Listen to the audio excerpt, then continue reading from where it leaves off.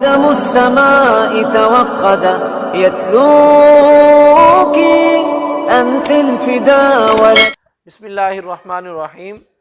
میرے معزز سامعین کرام و ناظرین اکرام، آج میں آپ کو ایک ایسی چیز بتاؤں گا کہ جس پر عمل کر کے آپ ہر تنگی سے نجات حاصل کر سکتے ہیں، ہر پریشانی سے نجات حاصل کر سکتے ہیں، اور اپنے رزق کی جو تنگی ہے اس سے بھی نجات حاصل کر سکتے ہیں، یعنی اپنے رزق کو وسیع کر سکتے ہیں۔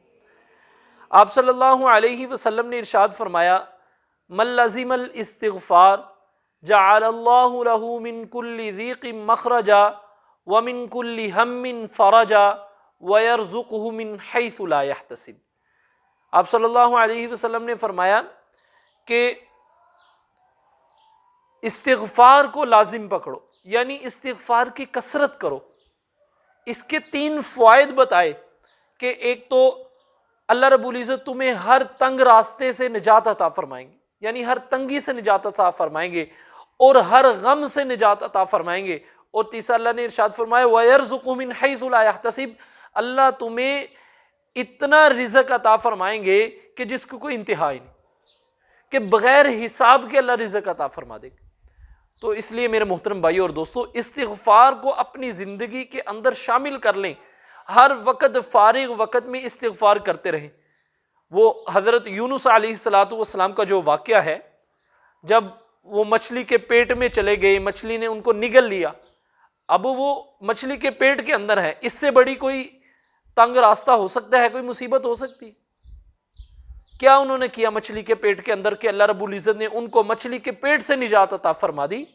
انہوں نے استغفار کیا، لا الہ الا انت سبحانک انی کنت من الظالمین۔ اس استغفار کو کثرت سے پڑھتے رہتے تھے، اللہ نے نجات عطا فرما دی۔ حضرت آدم علیہ السلام کو جب اللہ نے جنت سے دنیا میں بھیج دیا، کیا کیا آدم علیہ السلام نے؟ اپنی توبہ استغفار کے لیے استغفار کرتے رہے، اللہ سے توبہ مانگتے رہے، اللہ نے نجات عطا، اللہ نے پھر بیٹ اولاد بھی دی، اللہ نے فروانی بھی دی، ہر چیز اللہ نے عطا فرما دی، حتیٰ کہ اللہ نے نبوت عطا فرمائی۔ اس لیے آج ہمارے لیے بھی وہی حکم ہے، ہم اپنی ہر پریشانی میں استغفار کو لازم پکڑیں، ہم اپنی ہر مسئلے میں استغفار کو لازم پکڑیں۔ دیکھیں پھر اللہ رب العزت کیسے نجات عطا فرماتے۔ حضرت علی رضی اللہ تعالیٰ عنہ ارشاد فرماتے ہیں، مجھے تعجب ہے ان لوگوں پر کہ جن کے پاس نجات کا ذریعہ ہے پھر بھی وہ ہلاک ہو جائیں۔ پوچھا گیا حضرت نجات کا ذریعہ کیا ہے لوگوں کے پاس؟ فرمایا توبہ استغفار، اس سے بڑا نجات کا ذریعہ کیا ہو سکتا ہے؟ اس لیے میرے محترم بھائیو اور دوستو، استغفار کو لازم پکڑیں۔ جو بندہ استغفار کرے گا اللہ رب العزت ضرور اس کی مدد کریں گے۔